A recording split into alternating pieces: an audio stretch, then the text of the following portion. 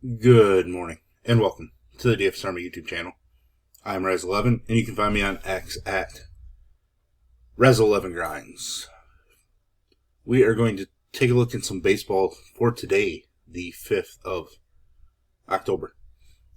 We have the American League Game 2s for the Division Series.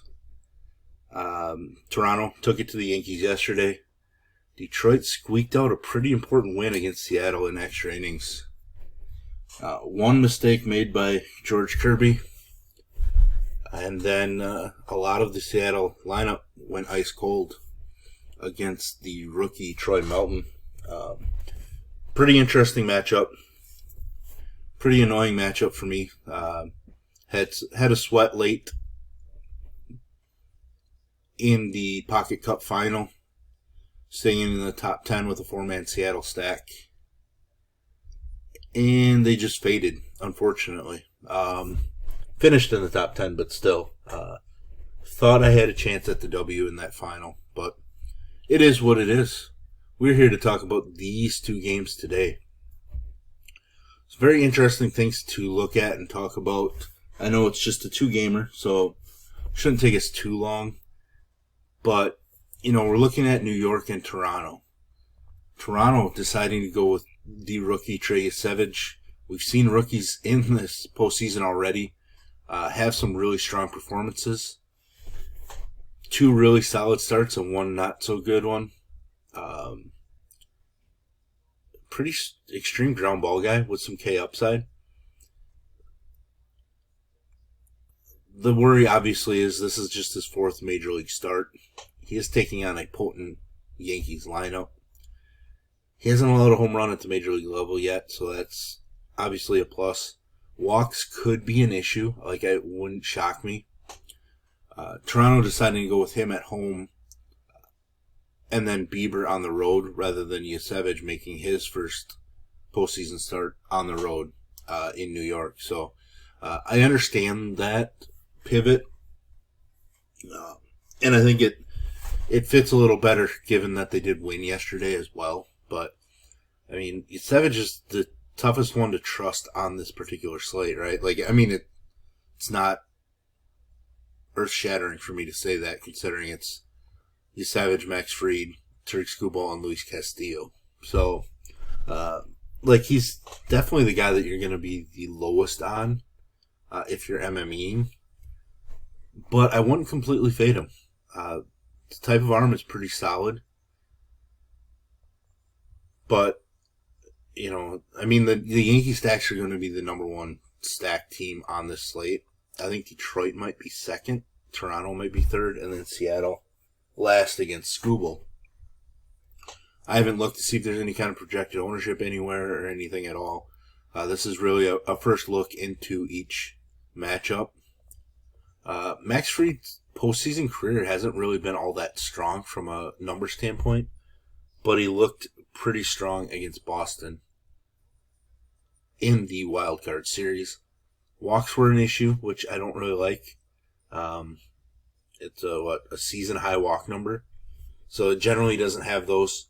He's going to throw plenty of pitches. He's been at or above 100 pitches in 5 of his last 6 starts, so Boone's definitely going to let him go. The issue here is obviously Toronto does not strike out all that much. Fried made 4 starts against Toronto during the season. Just 12 strikeouts in 24 and 1/3 innings. He did beat them twice,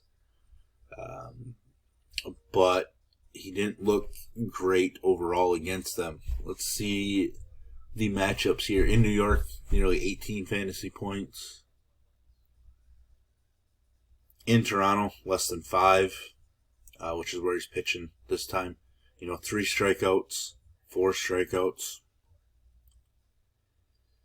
In Toronto again, 6.5 with 2 strikeouts. In New York, 3 strikeouts, 17 fantasy points. So, it shows the strikeout upside really isn't there against this team.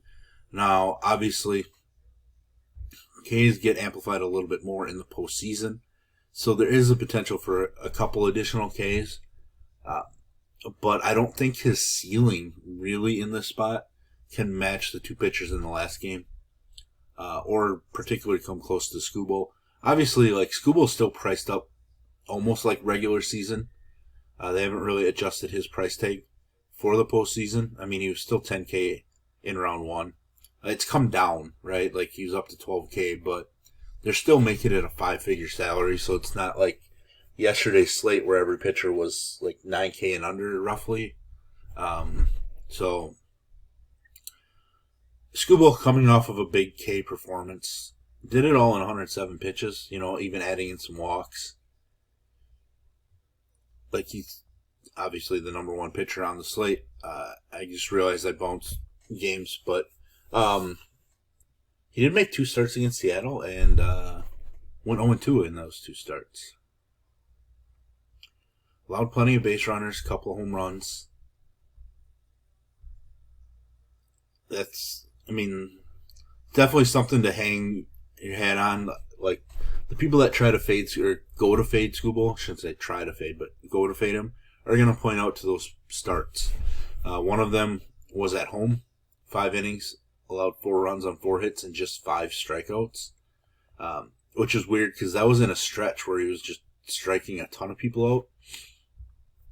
Double-digit strikeouts in 3 of 4 starts and 4 of 6.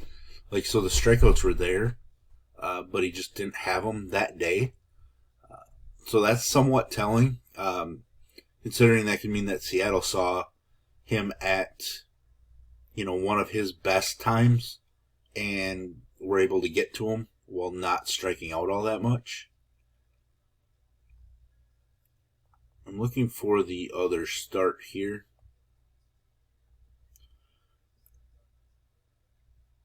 Maybe I'm just not seeing it. I think it only goes back so far. Like, we probably missed the first start of the year. That might be where it is. But, from deductive number 9, means he put up about 17.4. Probably, a decent start. More strikeouts, 8 of them in 5 2/3. But Seattle can strike out. But Seattle can hit home runs, etc. Definitely Detroit being the favorite in this game, but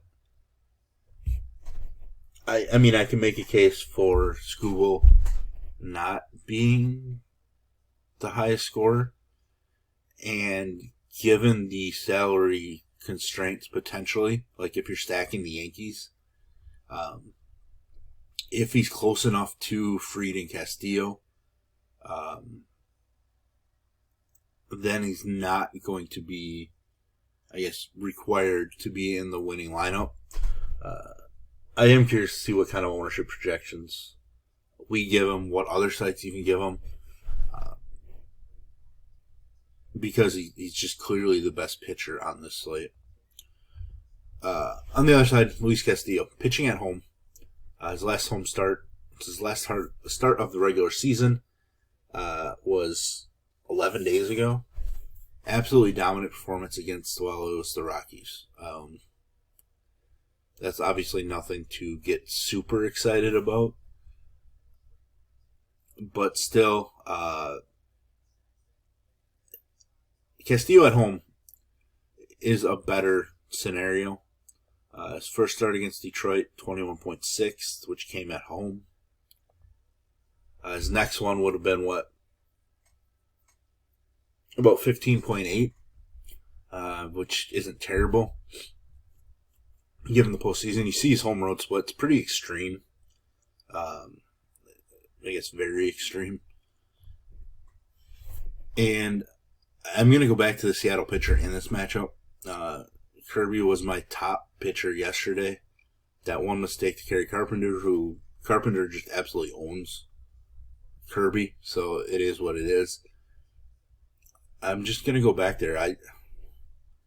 Ultimately, I think Detroit's lineup is the weakest lineup in the postseason yet. Like, just not just the AL, but in the NL as well. So,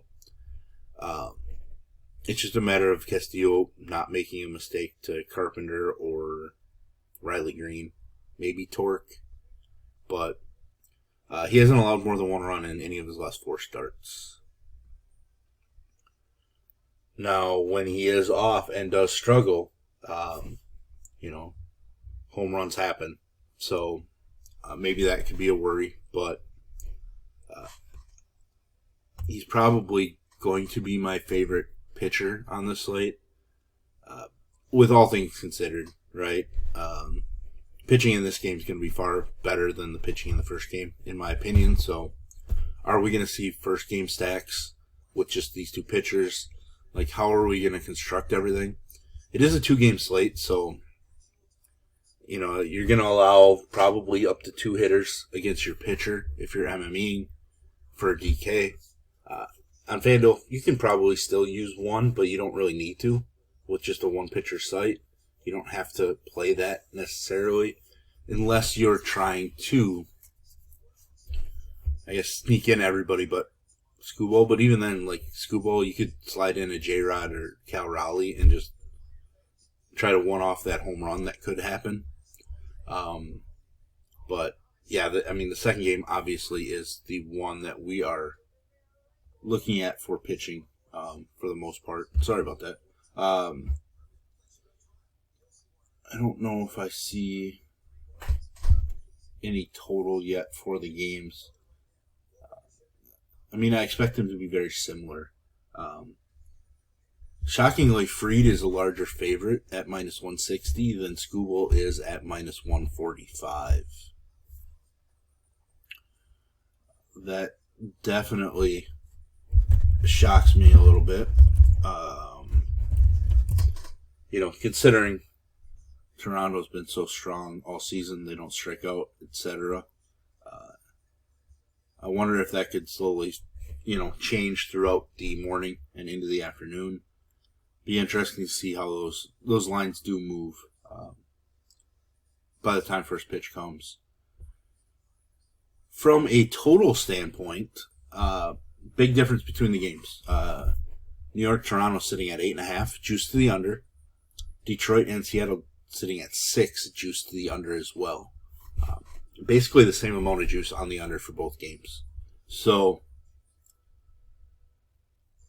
that right away is just automatically going to have even optimizers focus on the first game from a projection standpoint. So, try to think of ways that you can get a little weird with it, having exposure to game 2.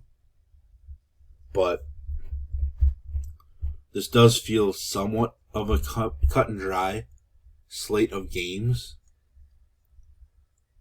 And I think that's alright, right? Like, if this was a regular season where it's cut and dry-ish feeling, that's generally when it's just going to get flipped on its head because it's a regular season and weird things happen. Postseason, less weird things happen, more dominant performances, etc. Go on. So it's a little bit more predictable. Now, obviously, there's always like these postseason stars that aren't predictable and they come out of nowhere.